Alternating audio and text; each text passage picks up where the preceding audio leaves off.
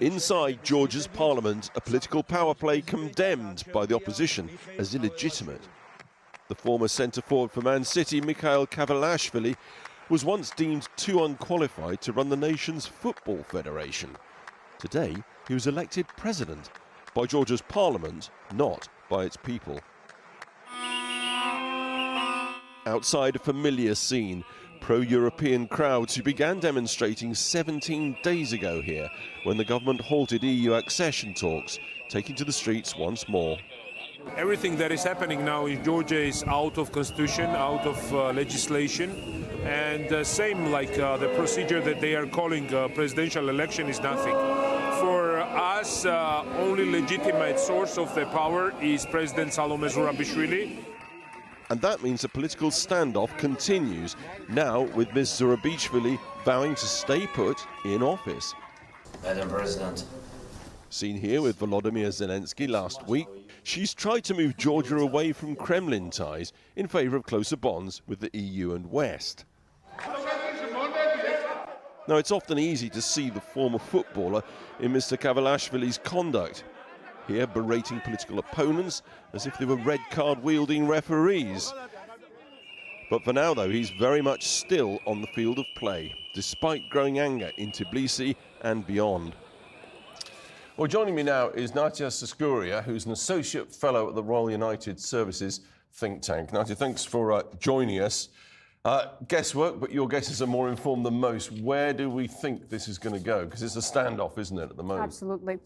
Thank you for having me, first of all. I think things are escalating quite quickly in Georgia, and obviously today's decision to elect somebody who was absolutely in no place to become the president of Georgia will, I guess, further escalate the tensions, which have already been quite significant. It's going to antagonise the people outside and beyond, isn't it? Absolutely, especially given that the current president of Georgia, who is very much seen as a pro-Western leader, she said that she will not step down because of the fact that the parliamentary elections, are not claimed to be legitimate. Well, can she stick to that?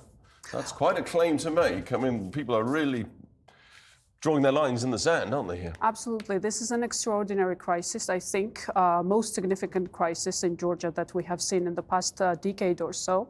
And I think she will definitely try to stick to her words, because this is all about Georgia's democratic future, Georgia's European future, and she's seen as someone who can lead the country towards that way. If it comes to it, which way, and I appreciate this is hard to answer, would the security apparatus in the country, the army, the police and so forth, which way are they going to jump? Because there's two clear choices here, aren't there, before them? Absolutely. Well, the police forces have been already pretty much part of these protests, because we have seen some very disturbing footage which indicated that police was using excessive force. I suspect that this will continue, unfortunately, but when it comes to the army, I think that is the most significant question, because the loyalty of the army has never been tested before, and I think when it comes to the Western influence, that is most obvious institution, which has been exposed to the benefits of Western Georgian cooperation, is the army. You mentioned Western influence. Is there Western influence here? I mean, Macron's made some comments today about it, but in all honesty, EU can't do much about this in terms of action. It can make rhetoric and make noises and so forth, but that's about it, isn't it?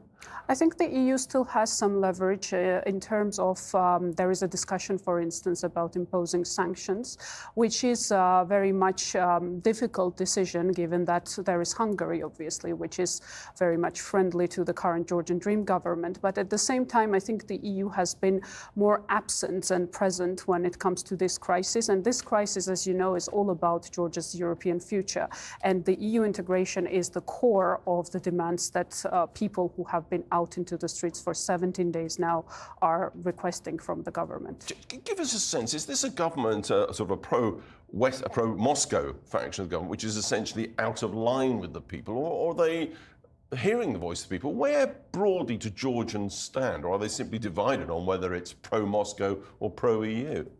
I think in the past 2 years or so, the consensus among the public has been that the government is very much shifting towards Moscow, because prior to that, the government was claiming that they were pro-EU, pro-NATO, which is, and I think it's very important to highlight that 86% of the Georgian population supports the country's integration into the EU, so that's a very high number.